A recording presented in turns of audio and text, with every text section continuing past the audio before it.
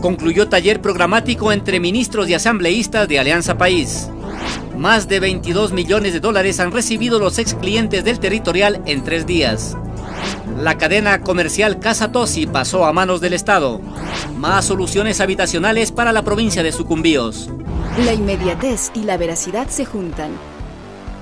Si usted quiere estar al tanto del quehacer noticioso,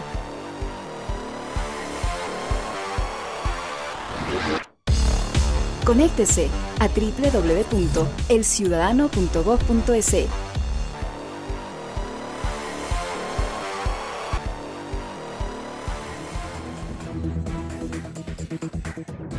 Saludos cordiales a quienes nos siguen en el Ecuador y el mundo. Bienvenidos al informativo El Ciudadano al Día para conocer cómo avanza la patria.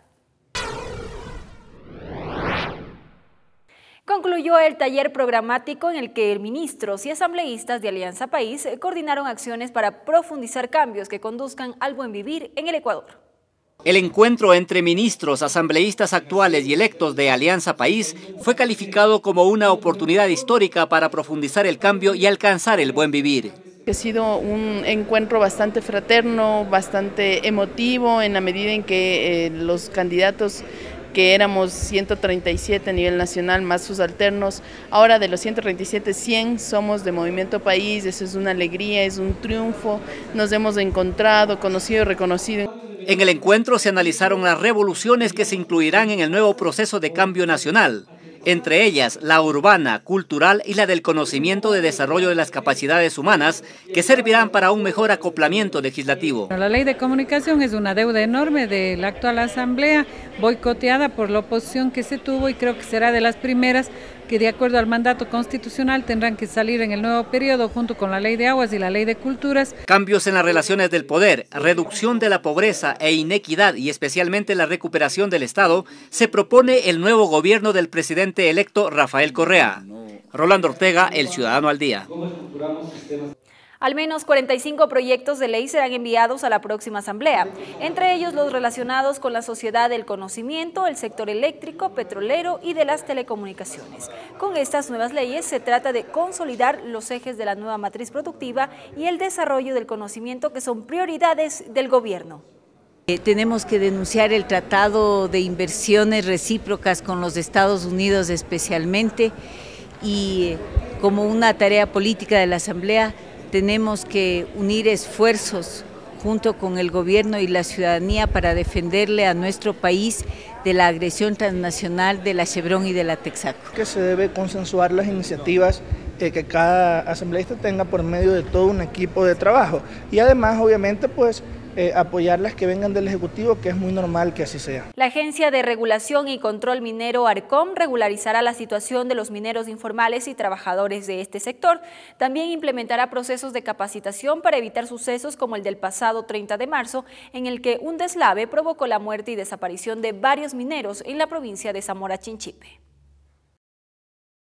La cadena comercial Casa Tosi pasó a manos del Estado ecuatoriano, luego de que la Superintendencia de Bancos determinó que formaba parte de las propiedades de Francisco Zunino Anda, dueño del Banco Territorial, cuyas operaciones fueron suspendidas el pasado 18 de marzo por insolvencia.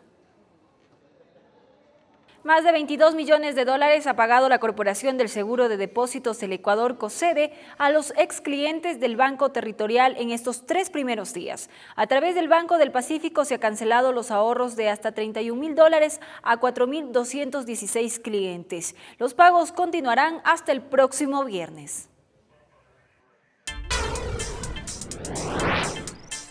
Más buenas noticias. Entre el 2007 y 2012, el Ministerio de Desarrollo Urbano y Vivienda entregó más de 250.000 viviendas, lo que ningún gobierno ha hecho en la historia.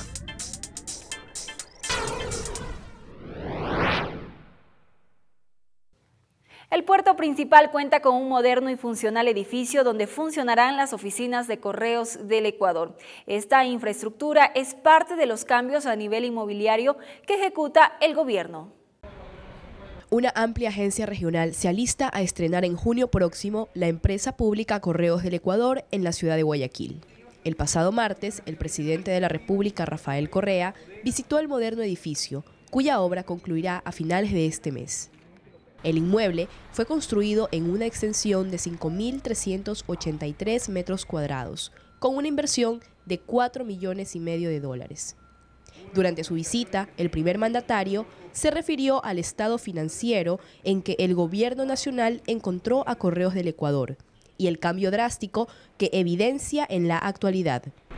Tenemos todo un plan de modernización similar al del registro civil, pero lo importante, insisto, es que se recuperó la empresa, ya está en equilibrio operativo y bueno, a medida que mejoremos eficiencia y volumen de actividad para incluso recuperar inversiones. En dicho edificio funcionarán las oficinas administrativas, el hall de servicios, así como un galpón donde operarán las máquinas clasificadoras de paquetes que permitirán agilizar el proceso de entrega. Lorena Intriago, El Ciudadano al Día. El programa Manuel Espejo constituye una de las prioridades para el Ministerio de Desarrollo Urbano y Vivienda Midubi. En esta ocasión, la provincia de Sucumbíos será beneficiada con 61 soluciones habitacionales. De esta manera, se hace realidad el sueño de varias personas con diferentes grados de discapacidad de tener un techo propio. Un sueño que nunca lo habíamos tenido, que íbamos a tener una casita donde por lo menos sombrear. Yo le agradezco a Dios y al presidente de la República del Ecuador y al vicepresidente, todo eso, porque se ha hecho realidad. La construcción se encuentra muy bien diseñada para cubrir sus necesidades, contando con 36 metros cuadrados de construcción, encontrándose en esta 2 dormitorios y un baño de 5 metros cuadrados con 2 barras de apoyo muy adecuadas para los beneficiarios. Justamente algunos beneficiarios se transportan en su silla de ruedas. Por eso la entrada también, tenemos la rampa de ingreso para que pueda fácilmente ingresar. Las obras no se detienen y a través del programa Esperanza de la Corporación de Desarrollo Afroecuatoriano, 28 soluciones habitacionales se construyen para familias de escasos recursos económicos en el mismo. El Midubi invirtió $140,000. Gabriela Novoa, El Ciudadano al Día. Los estudiantes no requieren presentar la cédula de identidad en las instituciones educativas, reiteró el Ministerio de Educación. Con este llamado se pretende evitar las largas filas que los padres de familia y estudiantes forman en las oficinas del registro civil. Se evidenció la tranquilidad de los usuarios y servidores del registro civil. Se terminaron las extensas filas y los usuarios pudieron acceder sin ningún inconveniente a los turnos y procedimientos necesarios para la obtención de la cédula de identidad. Para los días que estaba antes estaba más complicado, por lo que las madres se apuraban por la cédula que pensaba que pedían, que era necesario. Sí, ahora está más tranquilo. Sí, bastante ágil. Ha sido bastante ágil porque no he pasado mucho tiempo. Sí me parece bueno porque el requisito a veces es necesario y las colas son bastante extensas. La ministra recalcó la disposición por parte del Ministerio de Educación e hizo un llamado a la ciudadanía para que se acojan a la disposición que se emitió a través de un boletín de prensa, recalcando que la cédula no es un requisito necesario. No acudan a obtener este tipo de documentos ya que no son necesarios dentro del proceso que actualmente se sigue en el régimen de sierra y tampoco son requisitos para la matrícula en ningún establecimiento educativo. Mientras tanto, en el registro civil, las actividades continuaron a un ritmo normal, algo importante para el buen servicio y para satisfacción de los usuarios. Gabriela Novoa, El Ciudadano al Día. Más buenas noticias. Más de 2.162.000 estudiantes de las áreas rurales del país fueron beneficiados con el programa de alimentación escolar que ejecuta el Ministerio de Educación.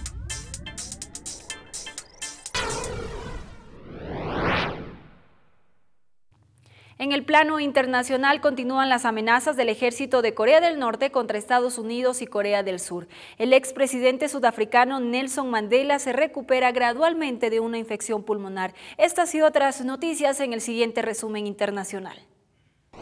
Según la Agencia Central de Noticias de Corea, el ejército norcoreano aseguró que cuenta con la autorización final para lanzar un ataque contra Estados Unidos. Además, se advirtió que Sur Corea está lista para responder el ataque. El expresidente sudafricano Nelson Mandela se recupera gradualmente de la infección pulmonar que padece desde la semana pasada. El activista sigue bajo observación médica. El temporal lluvioso deja a más de 200 afectados en La Plata, Argentina. Vecinos de diversos barrios de la ciudad evaluaron los daños sufridos como consecuencia del temporal. Según los habitantes, esta es la primera inundación de esta magnitud. Continúa la campaña presidencial en Venezuela, de cara a las elecciones del próximo 14 de abril. El candidato por el Partido Socialista Unión Venezolana, Nicolás Maduro, estuvo en el estado de Táchira y el opositor, Enrique Capriles, en Barinas. Evelyn Rodríguez, El Ciudadano al Día. Así concluye El Ciudadano al Día y como de costumbre les dejamos con el entrevistado de hoy. Gracias por acompañarnos, los espero en la próxima edición. ¿Qué tal amigos y amigas del Ciudadano? Muchísimas gracias por acompañarnos en una nueva entrevista. Nos encontramos en esta ocasión con el doctor Patricio Ayavaca, él es director del Hospital Vaca Ortiz, y la doctora Daniela Alvarado, es gerente del proyecto ENIPLA del Ministerio de Salud Pública. ENIPLA es la Estrategia Nacional Intersectorial de Planificación Familiar. El tema que vamos a abordar el día de hoy, el reglamento para regular el acceso y la disponibilidad de métodos anticonceptivos en el Sistema Nacional de Salud. Bienvenidos, muchísimas gracias por acoger nuestra invitación. Se ha desatado toda una polémica mediática a partir de determinadas declaraciones del Ministerio de Salud Pública en torno a la entrega de métodos anticonceptivos, específicamente de la pastilla del día después. Doctora, quisiera empezar con usted. Nos decía que este método anticonceptivo ya se entrega hace varios años a través del Ministerio de Salud Pública. Entonces, ¿por qué la polémica? Bueno, gracias por la invitación. Este reglamento sale en un contexto para fortalecer el acceso a la población a métodos de anticoncepción en general, a servicios de salud sexual y reproductiva, pero también a fortalecer ciertos nudos críticos que encontrábamos al interno del Ministerio de Salud en temas de distribución, de disponibilidad, pero sobre todo de información, ¿sí? Es decir, todos los métodos de anticoncepción, todos los servicios que se brindan en los centros de salud o hospitales tienen que venir acompañados con asesoría e información. Entonces, claro, uno de estos métodos es la anticoncepción oral de emergencia y yo creo que la polémica a veces puede venir, ¿no es cierto?, por desconocimiento, ¿sí? A veces acerca de la sexualidad o del tema de salud sexual y reproductiva hay varios mitos, hay varios prejuicios y creo que es importante que la ciudadanía conozca varios argumentos, ¿no es cierto?, y sobre todo la evidencia científica en lo que nos estamos basando desde el Ministerio de Salud, desde el Estado. Este reglamento está totalmente de acuerdo con la Constitución, con las diferentes convenciones internacionales, es decir, garantiza los derechos sexuales y derechos reproductivos de toda la población, ¿no?, hombres y mujeres en edad fértil.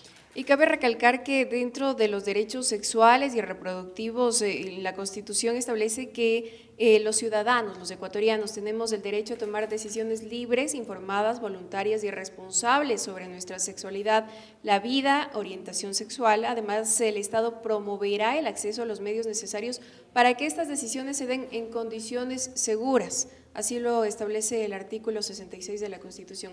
Doctor, la doctora nos hablaba de algunos mitos en torno a la sexualidad y a los métodos anticonceptivos. Específicamente sobre la pastilla del día después he dicho que es una pastilla abortiva. ¿Eso es así? Existen muchos mitos que son fruto fundamentalmente de la carencia de información y el desconocimiento de los avances científicos y médicos que existen en la actualidad. Se han realizado muchos estudios y varios estudios para determinar si es que es o no es abortiva esta pastilla. Y esos estudios han demostrado que efectivamente no es abortiva. Si usted me permite, voy a citar literalmente lo que dice un boletín de la Organización Mundial de la Salud, que menciona que esta pastilla puede ser utilizada y se recomienda para que sirva de anticoncepción. Y el régimen recomendado para las píldoras anticonceptivas de emergencia es una dosis de 1.5 miligramos posteriores a la relación sexual sin protección. Y por lo tanto manifiesta con argumentos técnicos científicos de que esta es una pastilla que sirve como anticoncepción de emergencia. Estudios también que se llaman ahora de metaanálisis, es decir, muchos estudios sometidos a un análisis secundario científico estadístico han demostrado que esta pastilla no es abortiva y que inclusive una vez que se produjo la expulsión del óvulo, esta pastilla ya no tendría ningún efecto. Doctora, otra de las cosas que se han asegurado en varios medios de comunicación, ciertos actores políticos, madres de familia, padres de familia e incluso autoridades de nivel eclesiástico, autoridades religiosas, han dicho que con este método anticonceptivo lo que se promueve es la promiscuidad o las relaciones sexuales descuidadas sin que haya un criterio de seguridad de por medio, que los adolescentes pueden tener mucha más facilidad para tener relaciones sexuales, entre otras cosas. ¿Usted cree que es así? Bueno, a ver, primero también es importante entender que esta es una estrategia no solo desde el Ministerio de Salud, es decir, cuando hablamos de una política para prevenir embarazos no planificados, para prevenir las altas tasas de embarazo en adolescentes que tenemos en el país, la muerte materna, los abortos en condiciones de riesgo, hablamos de que el Ministerio de Salud tiene una parte, ¿no? De ahí tienen que intervenir otros actores, del Ministerio de Educación, las familias, la sociedad civil, el Ministerio de Inclusión Económica y Social, es decir, una intervención, ¿no es cierto?, integral. Solo trabajar con métodos anticonceptivos o solo desde la línea de los métodos anticonceptivos no tendríamos los resultados que quisiéramos, que es evitar que existan embarazos no planificados. Tiene que haber otro tipo de estrategias, ¿no? Y está comprobado, ¿no es cierto?, y por prácticas alrededor del mundo, que la información, la educación previene. Es decir, lo que nosotros queremos es que las mujeres y hombres puedan tomar decisiones libres e informadas, ¿no? Que tengan todas las herramientas, que tengan todos los recursos para poder acceder, ¿no es cierto?, a tomar una decisión. Sabemos que la mayoría de embarazos no planificados es porque existe desinformación, porque no hubo acceso a servicios, porque existen muchos mitos sobre la sexualidad en general. A veces se piensa que la sexualidad solo son relaciones sexuales, pero tiene que ver con conocer el cuerpo, con el autoestima, con la identidad, con varias cosas, ¿no es cierto?, que lo que apunta las políticas de salud sexual y reproductiva es que podamos vivir una sexualidad libre, sin discriminación, sin violencia. Tenemos datos alarmantes en el país, ¿no? Una de 4 mujeres sufre violencia sexual en el país. Es decir, necesitamos reaccionar frente a eso y sabemos que brindando la información, poniendo a disposición los métodos, no necesariamente estamos promoviendo, como se dice, una promiscuidad, sino más bien todo lo contrario, que las mujeres y los hombres puedan tomar decisiones, pero que tengan el acceso, que el Estado garantice eso, ¿no? ¿Se tienen datos de a qué edad los ecuatorianos inician sus relaciones sexuales? Sabemos que ahora es muchísimo más anticipado que en años anteriores. Se habla de entre 12 y 14 años, ¿es así?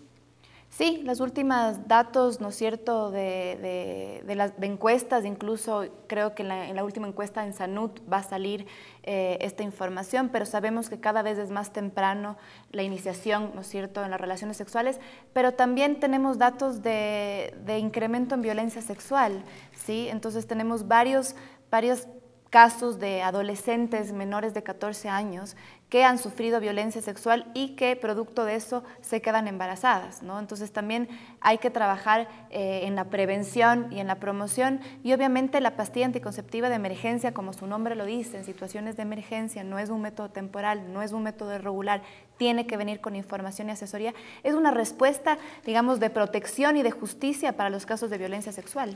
¿Cómo va a ser la entrega el Ministerio de Salud Pública de esta píldora? Bueno, la anticoncepción oral de emergencia, como todos los métodos anticonceptivos, son gratuitos, ¿no?, en el Ministerio de Salud. Hemos trabajado en que estén los métodos más modernos, los que tengan la última evidencia científica, métodos que en el ámbito privado tienen un costo alto y están a disposición, digamos, o sea, justamente el reglamento intenta fortalecer que haya la disponibilidad en todos los servicios de salud, pero además la diversidad, porque no todos los métodos son buenos para todas las mujeres, y que venga obviamente primero con una consulta médica, con un chequeo, ¿sí? Y después, por ejemplo, para entregas subsecuentes de algunos métodos, unos carnets en los que yo puedo ir a la farmacia y me entregan, por ejemplo, mis pastillas orales, no tengo que volver a hacer todo el trámite engorroso de entrar a la consulta, que eso es lo que pasa. ¿Qué pasa si yo vivo a 7, 8 horas de un centro de salud, ¿no? ¿Cómo ayudamos, ¿no es cierto?, y eliminamos barreras de acceso justamente para población que tiene dificultad para acceder a los servicios. Entonces, hay algunos mecanismos de gestión para poder fortalecer la entrega y la asesoría e información del tema de salud sexual y salud reproductiva. Doctor, si bien, como decíamos en un inicio, se ha armado todo un escándalo, una controversia, sobre todo mediática, relacionada con la entrega de la píldora del día después, esta pastilla ya era vendida en las farmacias, ni siquiera se requería receta médica para poder ser adquirida, ¿es así? Este medicamento, esta píldora, ya estaba a disposición de la población en forma general desde hace mucho tiempo atrás. Y lo que ha hecho el Ministerio con este reglamento es normatizar el proceso de adquisición, de expendio, de administración a la población general para que tenga facilidad de acceso y también una información adecuada para un uso adecuado de un producto que, como se menciona, es de emergencia.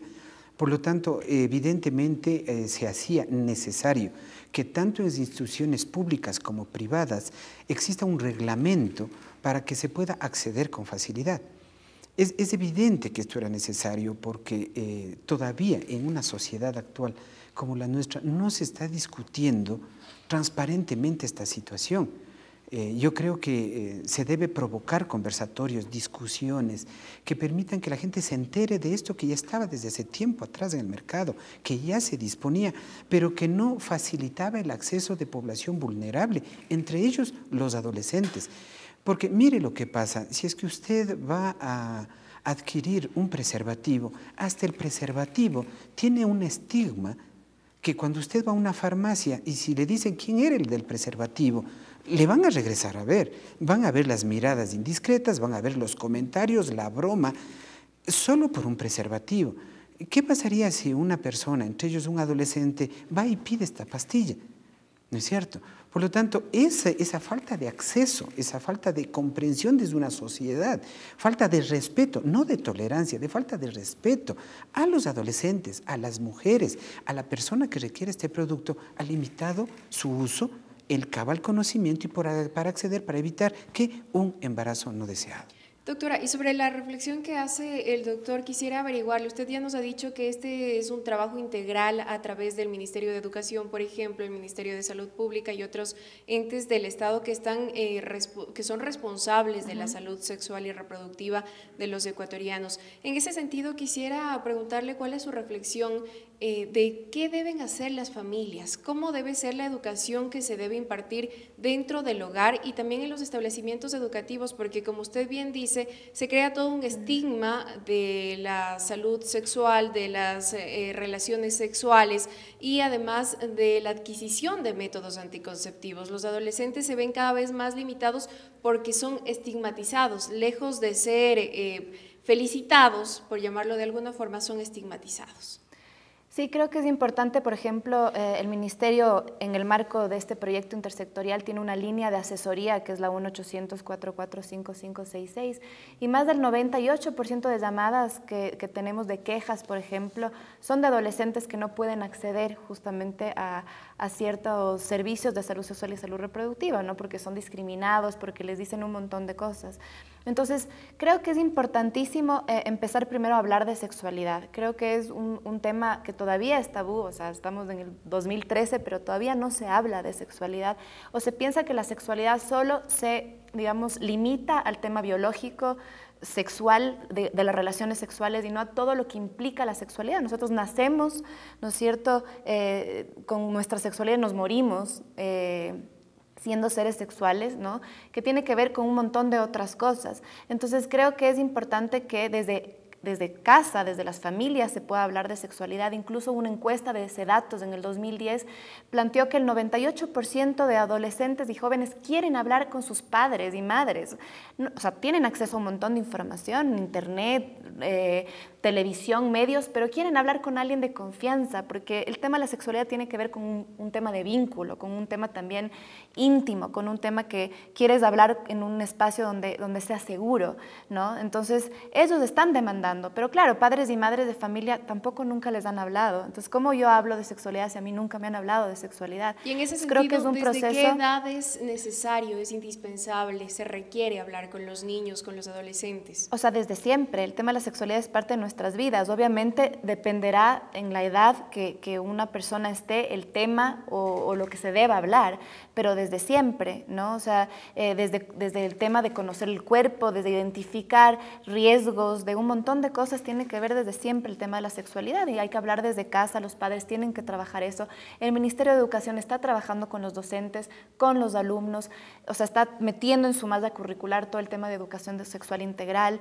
hay que trabajar a nivel comunitario, hay que abrir espacios de discusión y diálogo y hay que empezar a naturalizar el tema de la sexualidad. Es algo tan natural, sin embargo, tenemos un montón de vergüenza de ponerlo en lo cotidiano, ¿no? Y a veces lo violento, la violencia está más naturalizada que la misma sexualidad, que es parte de nuestras vidas, ¿no? Doctor, estamos hablando de métodos de planificación familiar, pero no solamente la planificación familiar comprende los métodos anticonceptivos. ¿Qué implica? Uno de los elementos claves es poder asesorarle, poder informarle, educarle y comunicarle a la persona que va a hacer uso de la planificación familiar de la variedad de mecanismos que dispone en la actualidad para poder tener una paternidad responsable. Por lo tanto, un trabajo clave que se está realizando es poderle dar todas las opciones. Es decir, si una persona quiere utilizar métodos naturales de planificación familiar, se le asesora, se le indica, se les indica los pros y los contras y puede tomar una decisión informada si es que eso es lo que desea. Puede utilizar dispositivos intrauterinos, puede utilizar anticonceptivos hormonales, es decir, se le explica toda una variedad y hay actualmente una gran variedad que va desde el natural hasta las pastillas o los dispositivos intrauterinos. Entonces requiere una amplia información hacia el proveedor.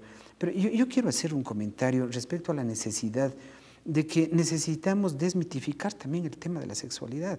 Y yo insisto en que no debemos echarle la responsabilidad del tema necesariamente al gobierno, al Ministerio de Salud Pública. Todos debemos hablar de este tema en nuestra casa y por lo tanto es responsabilidad de los padres topar este tema. Yo veo una oportunidad preciosa como sociedad y como para provocar a las familias, al núcleo de esta sociedad que es la familia, a que discutamos de este tema, difícil de ser abordado, que no lo sabemos abordar los padres con nuestros hijos, de poder desmitificar también los términos en los cuales se refieren a las partes íntimas, al cuerpo humano. No tenemos por qué ponerle sobrenombres o llamarle de otra manera que no es lo que anatómicamente le corresponde. Comencemos a hablar con nuestros niños desde pequeñitos y ahora con los adolescentes la oportunidad está preciosa. Discutamos en la familia, informémonos adecuadamente y como padres hablemos de este tema. Aprovechemos todos los espacios con nuestros adolescentes, con nuestros chicos que están buscando y demandando la información que dice Daniela. Están queriendo hablar con nosotros y nosotros como padres tenemos miedo de hablar de ese tema. Yo les pregunto a todos, les pregunto a ustedes, ¿cómo obtuvieron información sobre sexualidad? ¿Cómo fue la información que nosotros recibimos? Hace muchos años, tal vez usted hace unos 20 años, el resto cuando ya hemos pasado nuestra adolescencia, hace 50 años o 60 años.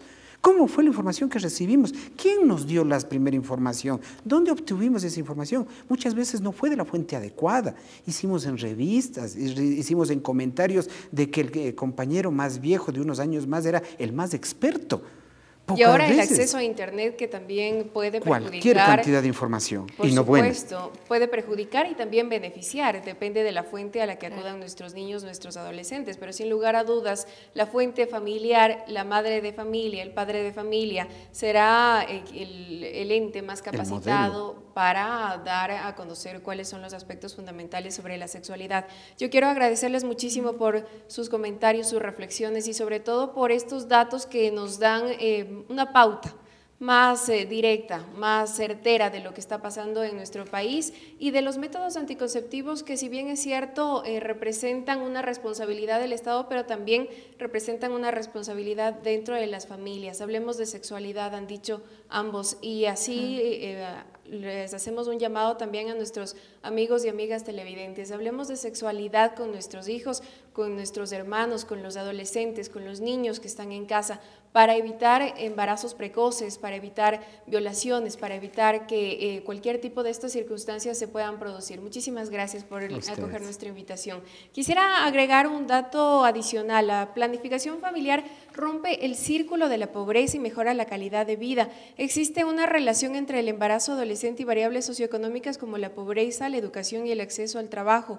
45% de las adolescentes que se embarazaron no estudiaban ni trabajaban antes de quedarse embarazadas. Una reflexión para ustedes. Hasta la próxima.